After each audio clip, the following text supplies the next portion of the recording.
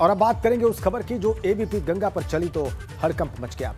दरअसल बुधवार को एबीपी गंगा ने दिखाया था कि कैसे बिजली विभाग ने उत्तर प्रदेश के 66 प्राइमरी स्कूलों की बत्ती गुल कर दी थी। और जब यह खबर एबीपी गंगा ने दिखाई, उसके बाद आनन फानन में बिजली बहाल करने के आदेश दिए गए और इसके बाद गुरुवार को सभी स्कूलों में बिजली बहाल हो गई। यह है एबीपी गंगा की खबर का बड़ा असर। परिषदीय स्कूलों की बिजली व्यवस्था बहाल करने की शुरुआत हो गई है।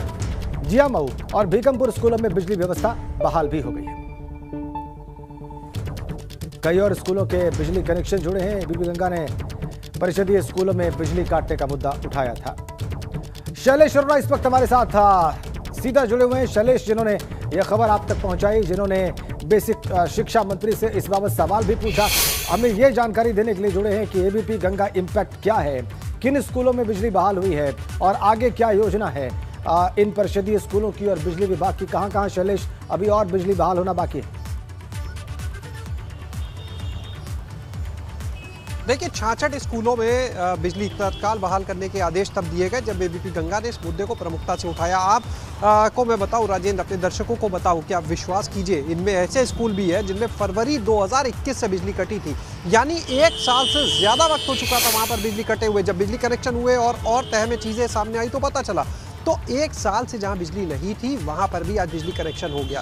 भीकमपुर का जो प्राइमरी स्कूल था, जहाँ कल एबीपी गंगा की टीम पहुँची, दिखाया कि किस तरह से तार कटी हुई है, बच्चे पसीने से तरबतर हैं, तो उस तस्वीर को दिखाया। और उसके बाद में जब शिक्षा मंत्री से इस पर बात की गई, उन्होंने तत्काल बिजली व्यवस्था बहाल करने के निर्देश दिए। तो आपको बताएं कि आज अवकाश का दिन है, लेकिन अवकाश के दिन खुद बिजली विभाग के जो इंजीनियर थे उन्होंने संपर्क किया शिक्षा विभाग के लोगों से, स्कूल की शिक्षिका से संपर्क किया गया और छुट्टी के दिन कहा गया कि हमें बहुत दबाव है, आप स्कूल आइए, हमें बिजली का कनेक्शन करना है।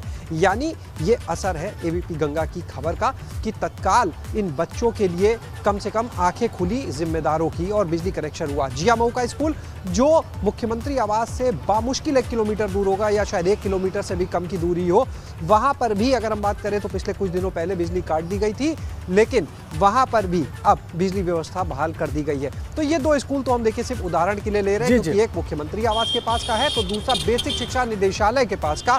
बाकी के जो 64 और स्कूल है वहां पर भी बिजली व्यवस्था बहाल करने के लिए कार्रवाई जारी है। और आप ये समझ सकते हैं कि असर जो है इस तरह से कि आज अवकाश के दिन जिस समय सब बंद है, सबको पता है स्कूल भी बंद है, बच्चे भी नहीं है, शिक्षक भी नहीं है, ताले खुलवाए गए और वहां पर बिजली व्यवस्था बहाल करने के लिए कनेक्शंस को जोड़ा गया है।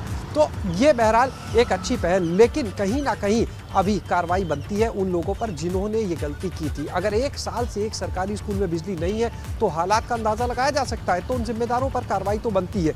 खाली बिजली व्यवस्था बहाल करने से काम नहीं चलेगा, कार्रवाई इसलिए जरूरी है कि भविष्य में इस तरह की चीजें ना हो। और देखिए, जब हमने शिक्षा मंत्री से बात की तो उन्होंने एक बात बताई कि बिजली के लिए तो पेमेंट किया जा चुका है विभाग की तरफ से, इसके बावजूद ये बिजली कैसे काट दी गई, ये बड़ा अपने आप में एक सवाल उठता है। तो ऐसे में अगर समन्वय की कमी है तो उसके लिए भी जो लोग लापरवाह हैं, जिम्मेदार हैं, उनके ऊपर कार्रवाई होनी चाहिए।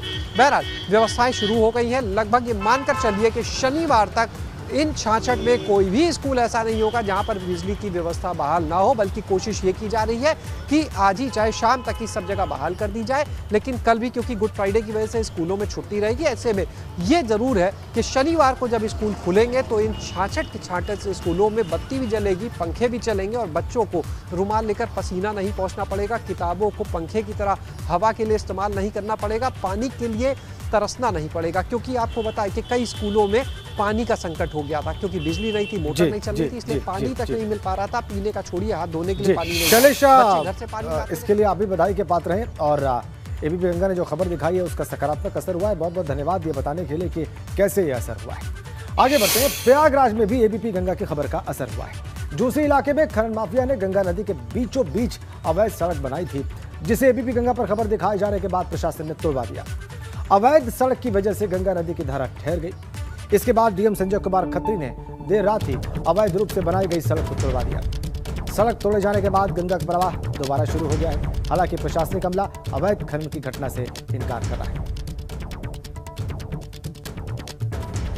हमने खबर दिखाई, उसका असर हुआ।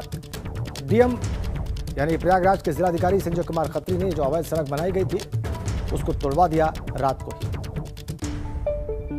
गंगा की धारा जो बट गई थी, जो बिखर गई थी, वो फिर से अपने पुराने प्रवाह को प्राप्त करे, ऐसी उम्मीद की जा सकती है। ये देखिए आप, कल कैद में थी गंगा, ये देखिए आप कैसी सड़क बनी हुई थी, और अब आप देखिए कैसे इसको तोड़वा दिया गया हमारे खबर दिखाए जाने के बाद। एबीपी गंगा पर जब यह खबर चली, जब गंगा की कैद धारा को हमने आपको दिखाया, जब हमने सवाल उठाया, तो उसके बाद रात को ही जिलाधिकारी के आदेश पर इस सड़क को तोड़वा दिया गया जो गंगा की धारा को प्रभावित कर रही थी, उसको बांट रही थी।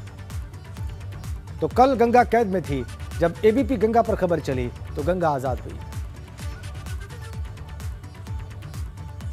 गंगा की धारा को कैद करके सड़क बनाई गई थी, और देखिए उसे कैसे हमारे खबर दिखाए जाने के बाद, प्रश्न उठाए जाने के बाद कैसे उस सड़क को तुड़वाया जिलाधिकारी ने।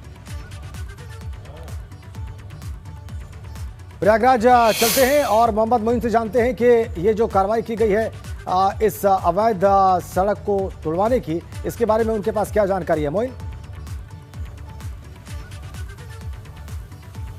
देखिए राजेंद्र जी, आपको बता दें कि एबीपी गंगा का बड़ा असर हुआ है खबर का। हमारे प्रयागराज में खनन माफियाओं द्वारा जीवनदायिनी और मोक्षदायिनी कही जाने वाली गंगा नदी की धारा को कैद कर उस पर सड़क बनाए जाने के मामले में कार्रवाई हो गई है। हमने कल पूरे दिन इस खबर को दिखाया था और देर रात डीएम के आदेश पर कार्रवाई तो कर दी गई है, लेकिन बड़ा सवाल यह है कि खनन माफियाओं द्वारा बनवाई गई सड़क को तो तोड़ दिया गया है, लेकिन खनन माफिया के खिलाफ कोई कार्रवाई नहीं हुई है। इतना ही नहीं, जिन सरकारी महकमों के लोगों की लापरवाही है या उनकी मिली भगत है, अभी तक उन्हें चिन्हित भी नहीं किया गया है। अब सवाल ये उठता है कि जो लोग इसके दोषी हैं उनके खिलाफ भी कार्रवाई होगी या जांच के नाम पर मामले को ठंडे बस्ते में डाल दिया जाएगा।